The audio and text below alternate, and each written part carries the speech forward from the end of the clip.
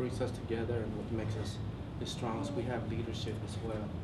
You know, to where one guy called the shot, and he's the mediator, or he has his, you know, I mean, I know it sounds as though it's organized, you know, gang. It's not, but that's our survival. That's how we survive. You know, we listen to one guy, or there's two other guys from, you know, representative that makes decision, you know, and they mediate. If we have any issues or problem, they mediate and they isolate the problem to where it's a one-on-one.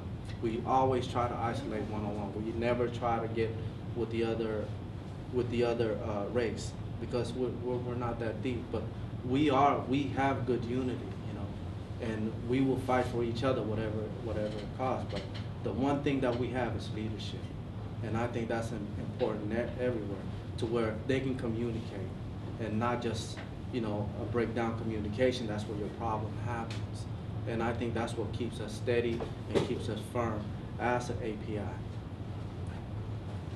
And as far as for you know, political conscience concerned, I think it's very unfortunate that not enough, or not more APIs inside the penitentiary are more politically conscious.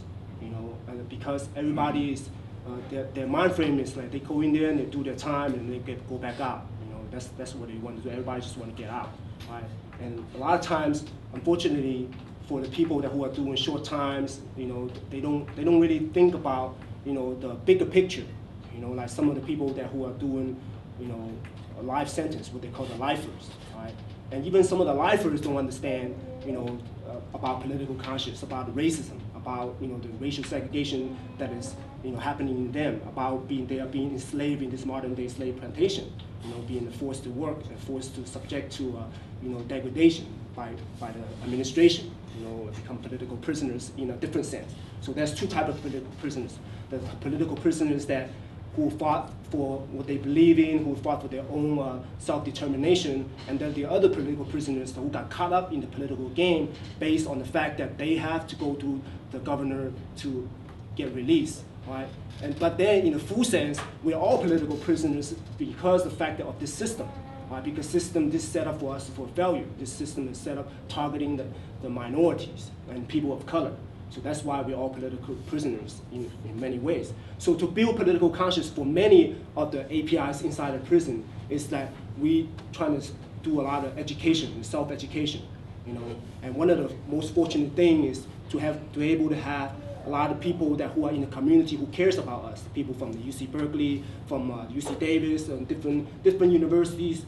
The activists out there, the academias, you know, the revolutionaries out there, that they were able to connect with the guys inside, then start introducing literature, start introducing alternative thoughts into our lives, to be able to make us to understand that not only are we in prison, but then in many ways are we in prison mentally, you know. So how do we break out that mental imprisonment is to be able to learn about, you know, from each other's struggles. So, for example, you know, I learned many of, you know, I became politically aware in a small way through, you know, connecting with the African American struggles, dealing with like the Black Panthers, the Black August, you know, dealing with the internment camp, you know, dealing with the Latinos, you know, so with their struggles. So when I started learning about their struggles and identify how Asian American contribute to that struggle, you know, like Yuri Kochiyama, Richard Aoki, you know, and many of the other, you know, revolutionaries that came before us, you know, that serve as examples. So understanding that and continue to, you know, reading, that's how we build political conscience. And many of the guys inside start learning how to write poetry, learning how to really listen to KBFA, you know, learning how to read different literatures that, you know, that they can identify with, you know, the API literature that they can identify with. So then they start thinking about, you know, how they can fight for not only their rights, but rights of the others.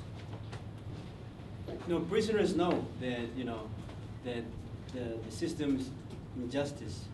And, you know, like myself, when I was aware of, you know, hey, you know, wait a minute, you know, this is wrong.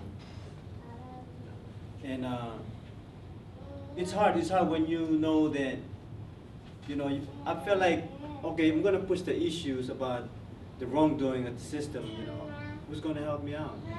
I need support from the outside.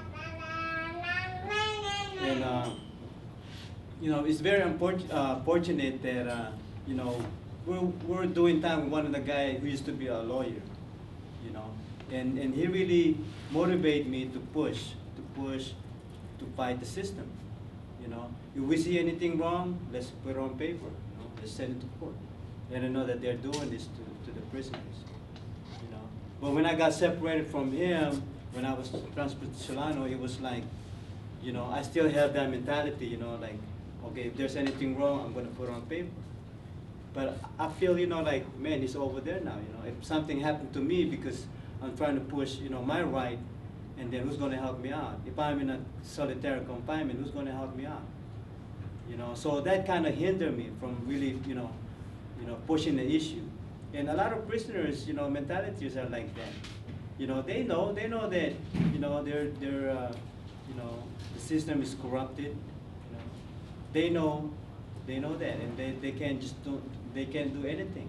You know, and I believe that, you know, that if us go in there trying to slowly educate the prisoners, you know, and let them know that we have people out here, you know, helping them, supporting them, you know, they will fight.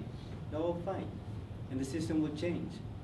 You know, but until then, you know, it's going to be hard because the fact that it's harder and harder for us to go inside and educate the prisoners. You know, just that. You know, it's so hard, and they use a lot of reasons why they're not letting us in there. But the truth is, you know, they don't want prisoners to change. You know, they want prisoners to be prisoners. Yeah, what kept me aware of, as far as me being incarcerated and political, the difference is, you know, I believe in a system at one time, believing that, you know what, if I rehabilitate myself, they'll provide for me and they'll let me go. And after doing 13 years, and you know, I have to start getting involved and finding out what my rights, what I can do, what the appeal process I can do. That's what got me involved. Like people like Eddy and Rico, you know, and I watched them go to the hole because of what they believe, or what the rights they have, or you know what's given to them, what's their right, you know. And I used to watch them, but I believe in the system. I believe the system. If I do these certain things, if I connect these dots, I'll be able to go. But it wasn't like that, and it's in the later part of my incarceration that I understood that I really need to get involved. Because you guys need to understand also, we don't really have a voice in there. You know, the media are banned from coming there, and so everything's edited. When we speak on the camera, we can't talk about ourselves, our situation. And what got me involved is getting to the program, like the volunteer program that come in, the colleges that come in. So I started going to college, but my voice came through them. Being able to promote what I want the public to know is through the people that come in there. The people that you know, volunteer their time and really care about the situation in there. And that helped us a lot. I mean, within the last 10 years, even Sun and the things that they're doing, getting involved with the prisoner. But straight media, you know, we're shut down from that. You know, we don't really have a voice when it comes to the media. It's only through the people that comes in that's able to promote what we want. So I'm really grateful for those people like Sun and those people that do these, you know, incredible work for us, you know, for our voice to be heard out in society and what's really going on in prison. And we have 175,000 inmates in California, bigger than any you know, state, bigger than any country. The kind of population, and this is just California, you know. So, and we don't have no rights in there. Everything seems to be a privilege. We work for what we get. You know, a man makes 95 cents. The highest he makes is 95 cents an hour, working and making chairs and doing things. So it's a modern day slavery is what we have with the system. And we're just, as API, we just fall into that until we understand that and begin to, you know, come together and unite and understand the cost. It's going to stay the same, and the population is going to get bigger.